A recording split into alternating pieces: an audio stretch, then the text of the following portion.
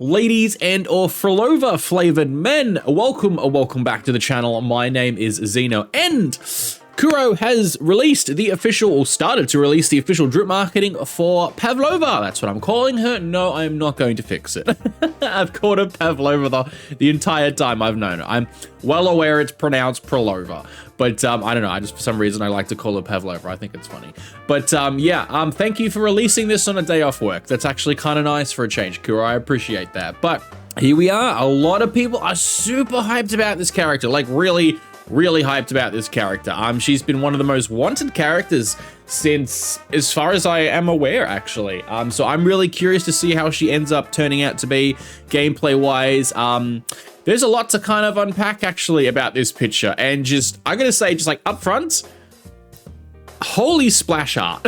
Like, again, Kuro is just cooking with their splash arts lately. Like, this is an incredible looking splash art. There's so much to look at and to dig into with this picture. But I've said it a few times before, but I feel like I am on an island by myself. I'm one of the very few people in the world, apparently, that don't really care for this character. Like, it's a hot take, apparently. Like, I don't mind her, but like, I just don't really care for her that much. I don't know, maybe that's just me. Can someone else that's not that interested please let me know in the comment section that I'm not alone on this island and I'm not gonna die on this hill alone. Like, she's a cool-ish character, but I feel like we just don't know enough about her yet, like personally about her. She's been around for so long of the game, between a lot of the 1.0 areas and regions. She was in the start of the 2.0 story, and at the very end we faced her, or she summoned Hikade and we faced Hikade, and now she's reeling her head again in the 2.4 story. And I'm just like, and obviously the next part of the story is she's gonna be in it as well. We saw it in some cutscenes in a trailer for the dev stream with her, and there's like Scar and Christopher or whatever his name is. So like, they're all clearly like kind of together, because obviously, you know, Scar comes back, so she probably has something to do with that. And then after the 2.4 part 2 story, which is Looper's banner, we're now going to have 2.5 is going to be Frolova, which is interesting. So I'm curious now, does the story continue? Because like, I mean, usually what happens is we have like main story quest and then like a quote-unquote filler patch. Like, not all the filler patches, quote-unquote, are actual filler patches. Some of them are just like, they're just like downtime. Like 2.1 was like Phoebe's quote-unquote filler patch, where we did the whole fishing thing, but there was some really cool story and lore and stuff like that in there, but it wasn't like a continuation of the main plot.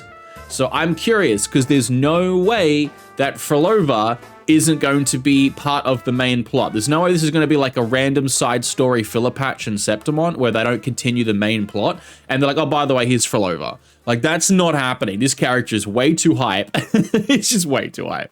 But let's have a quick read. So it says up in the corner here, let us finish this performance we've all been waiting for together, Frolova. Archive, the silent and somber overseer of the Fraxidus, Frolova carries an endless sadness that envelops everyone around her, which we can see in the picture, which we'll get into.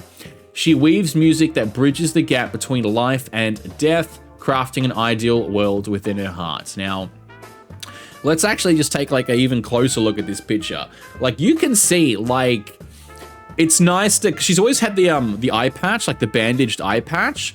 Like, just look at the close-up of her face here. Like, she looks incredibly sad.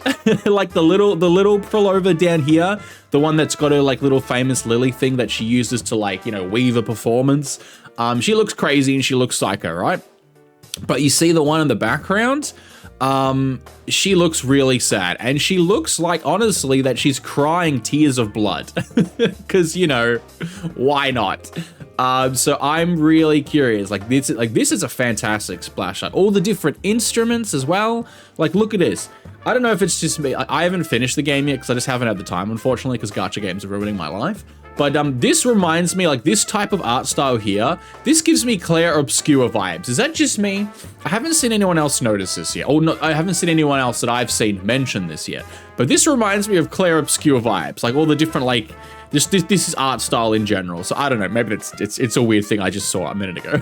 But she looks fantastic. The splash art is really, really good. All the different musical instruments, all the different, like, The fact that she's like crying, you can see both of her eyes. Maybe that's why it's always covered up with a bandage, is because she like cries tears of blood or something. I don't know. Another really interesting thing is down here. This here, which I'll pull it up above my head, a brand new symbol. And this, I'm going to assume, is the Phraxidus's symbol. So whatever this is, which kind of just looks like a Tacit style mark, like that people would have on their body or whatever. So I don't know. I've never actually, I mean, I'm curious. Do the Phraxidus have any type of Sentinel style Threnodian that they kind of like, you know, that they kind of believe in or something? Or are they really just like a third party group that's just, you know, they don't have anything like, you know, related to any of those like entities? But that looks like that's a brand new symbol, so that's really cool. So I'm curious because we could get more of these Phraxidus people in the future. I don't know, but and yeah, we also got this as well, which I'll pop in my headphones so I can actually listen to this one.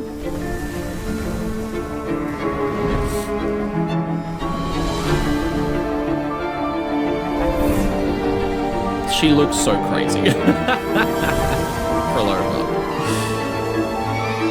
That's fantastic. Very nice, very nice, very nice, very nice. But yeah, look, I'm just curious, you know? I'm just curious to see how they implement her. Also, just in the sense that, is she going to stay a villain? I've seen quite a few people have this discussion online recently, especially because she's kind of come back again for the 2.4 story. And hopefully she's in whatever the 2.5 story is if they continue with the main plot and she's not just like sidelined as, oh, by the way, here's PHROLOVA's banner in the 2.5 patch, is kind of just like an in-between patch and there's no main story for her. I think that would be really weird personally because she's such a hyped up character. Right, so I'm curious to see if she's going to be a quote-unquote playable villain, because one thing about PHROLOVA, which I've seen discussed online, is she's not a good person. She does horrible things. She pretty much attempts to kill people or does kill people with her actions. She's not a good person in any sense. So I hope she doesn't straddle that line of, hey, here's all my sad, you know, backstory and all my horrific, you know, history, and now I'm kind of like a morally gray person, and I join your party, and I'm now a playable character.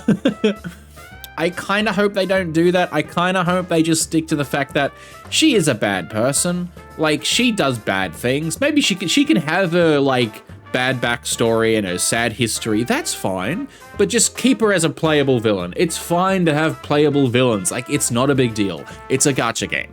Like, it doesn't, like, most gacha games that I play, especially the Heya games specifically, tend to shy away from the playable villains.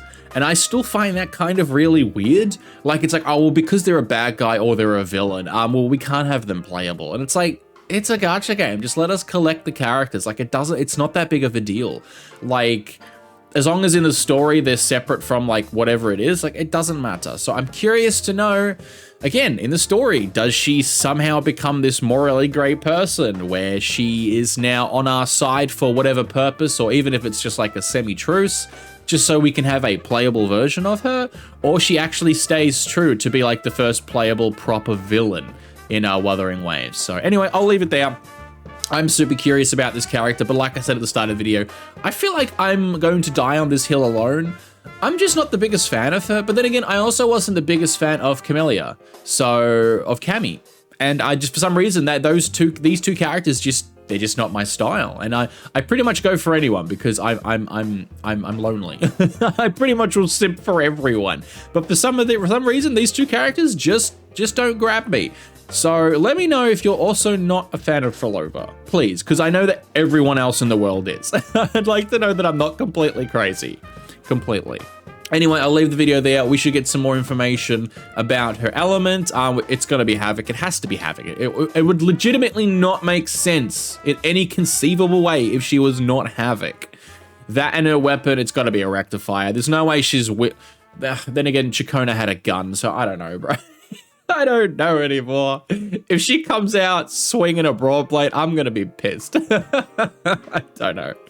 But we should get more information about her element and her attribute soon. Maybe even tomorrow we'll get drip marketing for the next character. I don't know. The JP Twitter account might have leaked another playable villain a few days ago. So I'm not going to spoil that because they deleted the tweet. And I didn't cover it because I'm like, you know what?